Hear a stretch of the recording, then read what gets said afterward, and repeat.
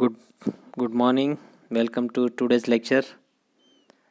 Before these lectures, we have seen the hydrogen atoms, and we have also seen quantum theory of hydrogen atom, then vector atom model, and today we are going to learn about how the atoms behave in magnetic field, or that is Zeeman effect that we have already seen in before last lecture.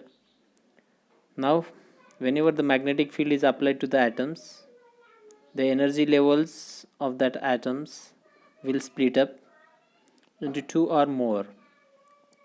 Now, in case of when magnetic field is applied to an atom and the energy level split up into three or more, then such a splitting effect is known as Zeeman effect. So, the Zeeman is the first scientist which experimentally observed the splitting of light by using a magnetic field of 30,000 Gauss or 3 Tesla with the help of high resolution telescope and a spectrometer. And in this case, when the magnetic field is applied with the pole piece of magnet, then the source of line, the spectral lines which emitting the lines, and there is two observation is there. If the splitting is happening or not, so that is the one view is perpendicular to the magnetic field along the y direction, and another view is parallel to the magnetic field, that is on x direction. So the observation is that when magnetic field is turned on, the spectral line is observed perpendicular to the magnetic field. The line split up into three equidistant components, and that component is known as nu naught, having frequency nu1 on left side and higher frequency nu2, which is equally distance. So in perpendicular view we get these three lines of having frequency, and that is lines is linearly polarized, so in vertical direction on both the side, and that is in horizontal direction. Now the difference between two on either side, that is nothing but the Zeeman shift. Now nu naught minus nu naught on right side and nu1 is on left side.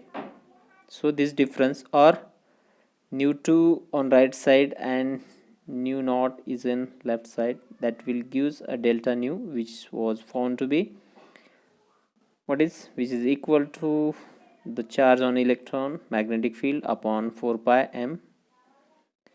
And this effect, which can be explained by using a quantum theory as well as classical theory, and it is well agreement with theoretical and practical values. And when spectral lines observed parallel to the field by the spectrometer, only two components of frequency equal to nu1 and nu2 were observed, and in this case nu naught frequency not observed, and the separation between nu1 and nu2, that is double of nu naught, which is equal to twice Eb upon 4 pi m. And that light is also polarized, but it is a circularly polarized in opposite direction. So we conclude that the splitting of light spectral lines into three equidistant components in presence of extramagnetic field, the separation between two successive lines delta nu equals to Eb upon 4 pi m is nothing but the normal Zeeman effect. Then another type of non-normal Zeeman effect is anomalous Zeeman effect. So there are two types of normal Zeeman effect and anomalous Zeeman effect. What is anomalous Zeeman effect? When a spectral line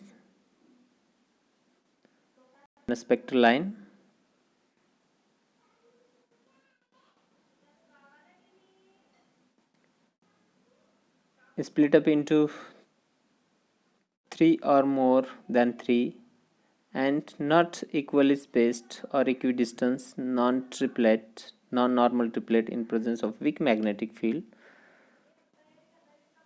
so it is nothing but anomalous Zeeman effect.